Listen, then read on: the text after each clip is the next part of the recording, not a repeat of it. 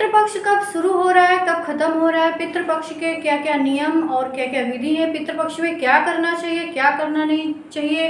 पितृपक्ष के कुछ बहुत महत्वपूर्ण नियम हैं, लेकिन जो मानते हैं उनके लिए, जो नहीं मानते हैं उनके लिए तो कोई नियम ही नहीं है। तो पितृपक्ष में कुछ ऐसी चीज़ें हैं जो हमें नहीं करना चाहिए, तो अनजाने अनजाने में वो सारी गलतियां कर जाते हैं और हमारे पितृ जो होते हैं नाराज हो जाते हैं, जिससे हमें पितृ दोष लगता है। तो आज की वीडियो इसी टॉपिक पर है।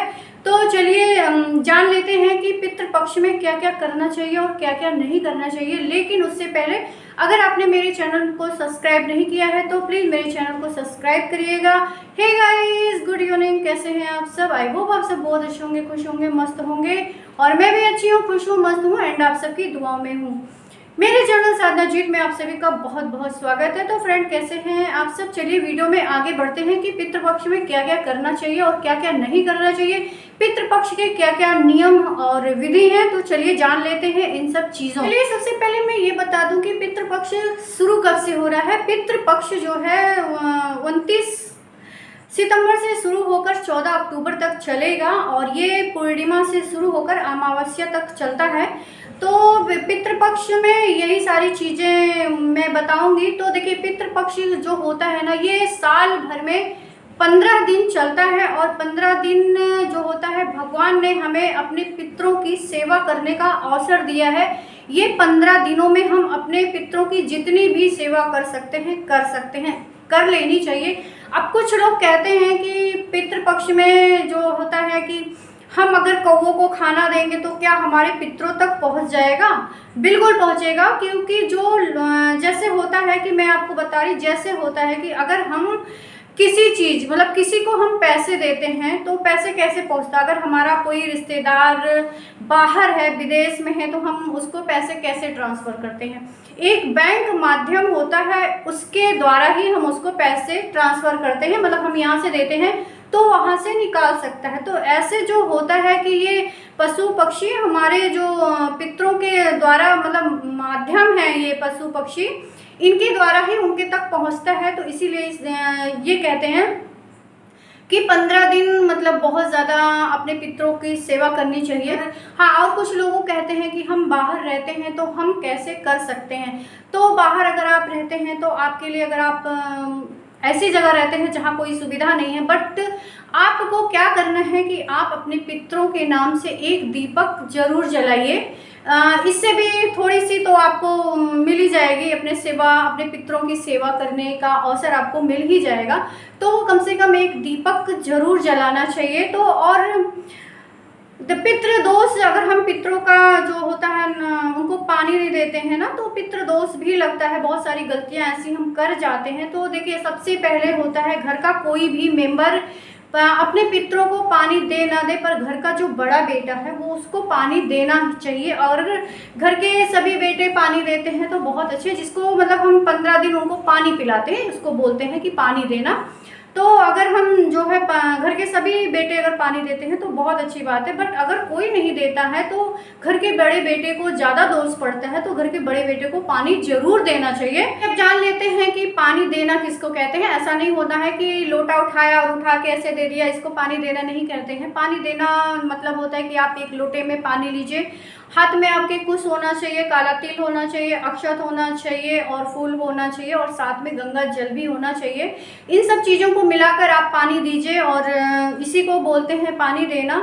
और हो सके तो जो है डेली जो आप खाना बनाते हैं तो उनके नाम से आप शाम को खाना निकाल दीजिए। मतलब जो भोजन आप बनाते हैं उनको निकाल दीजिए उनके नाम से, और सुबह उसको किसी न किसी जानवर को, पक्षी को रख दीजिए। अगर कहीं आपके कुछ भी नहीं है तो आप अपनी छत पर रख दीजिए, कौवे पक्षी जो भी आएंगे वो खा लेंगे। तो यही होता है कि हमारा किया गया कार्य जो होता है ना, वो हमारे पितरों तक पहुंच जाता है। तो इसी को कहते हैं, ये 15 दिन हमारे लिए बहुत महत्वपूर्ण होते हैं। लेकिन जो मानते हैं उनके लिए, जो नहीं मानते उनके लिए कोई नियम नहीं दुनिया में बना। टाइम किसी भी जानवर को, पशु को, पक्षी को मतलब नहीं मारे। जैसे इसमें कुत्ता, बिल्ली, गाय, बैल, इन सबको हमेशा कुछ ना कुछ खिलाते रहना चाहिए और कोई मारना नहीं चाहिए। मारना तो कभी भी नहीं चाहिए, पर 15 दिन तो आपको बिल्कुल नहीं ऐसा कुछ काम करना है जिससे हमारे पितृ पितृ नाराज हो जाएं तो 15 दिन ये सारे ना 15 दिन के लिए पितृ, हाँ, जो हमारे पितृ होते हैं वो पृथ्वी पर आते हैं, तो किस रूप में आते हैं ये हमको नहीं पता है, तो कम से कम इन सारी चीज़ों को अवॉइड करिए। तो यही होता है कि पितृपक्ष में ये सारी चीज़ें नहीं करनी चाहिए। और बहुत सारे लोग कहते हैं इस टाइम पूजा करना चाहिए कि नहीं करना चाहिए, पर जैसे जिसके घर में होता हो, बट इस टाइम पूजा ज़रूर करना चाहिए। हम जैसे नॉर्मली पूजा करते हैं उस टाइम हमें पूजा ज़रूर करना चाहिए, क्योंकि देखिए जो हम पूजा करते हैं वो कहते हैं कि पितरों को मिलता है, तो बिल्कुल उनके मोक्ष के लिए, उनके लिए हमें 15 दिन तो जो हमारा पूजा होता है वो करना ही चाहिए। और हो सके तो किस शाम को या सुबह सुबह में आप किसी धार्मिक ग्रंथ का पाठ जरूर करें। धार्मिक ग्रंथ कुछ भी हो सकता है, गीता का पाठ करिए, गरुड़ पुराण पढ़िए, शिव पुराण पढ़िए, जो आपको पसंद हो, जो आप जिसको आप सोच सकते हैं कि हम पढ़ें, उस चीज़ को किसी भी धार्मिक ग्रंथ का मतलब पाठ जरूर करिए। बहुत सी औरतें कहती हैं कि क्या हमें इस टाइम सिंदूर लगाना चाहिए कि नहीं लगाना चाहिए। देखिए बहुत सारे लोग कहते हैं हमें इस समय तेल नहीं लगाना चाहिए, बहुत सारे लोग कहते हैं हमें हल्दी नहीं खाना चाहिए, बहुत सारी चीज़ें हैं, पर मुझे लगता है कि सिंदूर से इसका कोई लेना देना नहीं। सिंदूर आप लगा सकती हैं और शाम को आप पीपल के नीचे जल जरूर दीजिए और एक दिया जरूर जलाइए। अगर आप प्रेग्नेंट लेडी हैं तो पीपल के पेड़ के नीचे आपको नहीं जाना चाहिए, तो आप ये काम ना करें अगर आप प्रेग्नेंट हैं। बट घर का कोई भी मेंबर इस टाइम मतलब पीपल के पेड़ के नीचे दिया जला सकता है और जल दे सकता है, क्योंकि कहते हैं ना कि पीपल के पेड़ के नीचे देवी देवता का वास तो होता ही है, साथ में हमारे पितरों का भी वास होता है। तो इसलिए यहाँ पर जो होता है कि पीपल के पेड़ के नीचे जल जरूर देना चाहिए। इन 15 दिनों में मांसाहारी भोजन को नहीं करना चाहिए, मतलब जो मांस मछली खाते हैं उसको नहीं खाना चाहिए। यहाँ मतलब अगर हो सके तो प्याज लहसुन नहीं खाना चाहिए, क्योंकि ये तामसी भोजन है। और किसी भी जब आप 15 दिन अपने पितरों के लिए कुछ करते हैं उनको, क्योंकि हम खाना जो बनाते हैं उसमें से कुछ ना तो मतलब निकाल कर, मैंने बोला ना कि मैं मतलब शाम को निकाल कर रख देना चाहिए, फिर छत पे अपने आप रख दीजिए, कौवा चिड़िया जो भी होगा खा लेगा।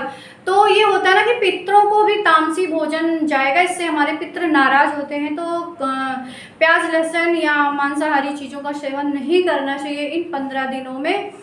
और बहुत सारी चीज़ें हैं, बहुत सारे घर में बहुत सारी तरह से चीज़ें होती हैं, बहुत सारे लोगों का विधि विधान होता है। और जिस दिन तिथि हो उस दिन आप मतलब जो घर में ब्राह्मण होते हैं, मतलब जिस दिन तिथि होता है वो आप उस दिन बहुत सारे जो आपके घर खाना बनता है, मतलब जैसे होता है बहुत सारी चीज़ें बनती हैं। कहते हैं जो हमारे पितरों को पसंद होती है वो बनती है, और साथ में कुछ और भी बनता है। तो जो भी आपके घर में बनता है उसको बनाइए और उनके नाम से तो निकालिए ही, साथ में जो ब्राह्मण होते हैं उनको खाना खिलाइए। और उसके बाद अपने सामर्थ्य के अनुसार जो आपसे हो सके वो दान दीजिए, क्योंकि दान का कोई सीमा ही नहीं है, और दान जितना भी आप दे दीजिए कम है, बट अपनी सामर्थ्य के अनुसार ही करना चाहिए, जिससे आपको कोई परेशानी ना हो। क्योंकि पितृ जो होते हैं ना उनको ये भी नहीं है कि आप परेशान होकर कोई काम करिए, तो लेकिन जितना ही आप कर सकते हैं उससे हमारे पितृ काफ़ी प्रसन्न होते हैं। तो ये सारी चीज़ें आप करिए। हाँ, इस टाइम ये चीज़ होता है पूजा पाठ करिए, पर किसी भी धार्मिक अनुष्ठान को मत करिए, जैसे गृह प्रवेश हो गया, शादी हो गया, कथा वगैरह हो गया, ये सब चीज़ें नहीं करना चाहिए। तो इन सब चीज़ों को अवॉइड करिए, इससे भी हमारे पितृ नाराज होते हैं। क्यों? क्योंकि उनको देखिए जब ये 15 दिन का होता है वो पृथ्वी पर घूमते रहते हैं, तो उनको बुरा लगता है कि हमारे पीछे ये लोग ऐसे कर रहे हैं, इनको बुरा नहीं लगता, इनको कोई परेशानी, इनको मतलब पछतावा नहीं है हमारे जाने का। तो ऐसा मानना होता है, ऐसा मानना है। तो ये सारी चीज़ें नहीं करना चाहिए। देखिए उस समय नए वस्त्र नहीं पहनना चाहिए, मतलब जो नए कपड़े हम खरीदते हैं नहीं पहनना चाहिए, और उस समय सेविंग नहीं करना चाहिए, बाल नहीं कट करना चाहिए, नेल्स नहीं कट करना चाहिए, इन सारी चीज़ों को अवॉइड करना चाहिए। और हो सके तो जो है ये सारी चीज़ें पहले से करिए ताकि आपको ये सब ना करना पड़े। और हाँ, अगर आप पूरे बाल को उतार करके मतलब अगर आप पानी देते हैं तो ये सबसे बहुत ही अच्छा है। तो मतलब यही सारी चीज़ें हैं जो आज मैंने आपको बताई। और मैं क्या बताऊं, जो मुझे पता था मैंने बता दिया, क्योंकि हर किसी के घर के अलग अलग नियम होते हैं, अलग अलग चीज़ें होती हैं। तो जो मुझे पता था वो मैंने आप सबके साथ शेयर किया। तो आज की वीडियो मेरी इसी टॉपिक पर थी। तो बताइएगा इनमें से अगर आपको आपको कोई भी बात आपको समझ में आई हो, कोई बात मैंने मतलब आपके लिए हेल्पफुल हो, तो प्लीज़ वीडियो को ज़रूर लाइक करिएगा। चैनल पे नए हैं तो सब्सक्राइब करिएगा। चलिए मिलते हैं फिर किसी अच्छे सी वीडियो के साथ, तब तक के लिए बाय बाय। अपना ख्याल रखिएगा, खुश रहिएगा, मस्त रहिएगा, साधना जी को ज़रूर याद करते रहिएगा। बाय।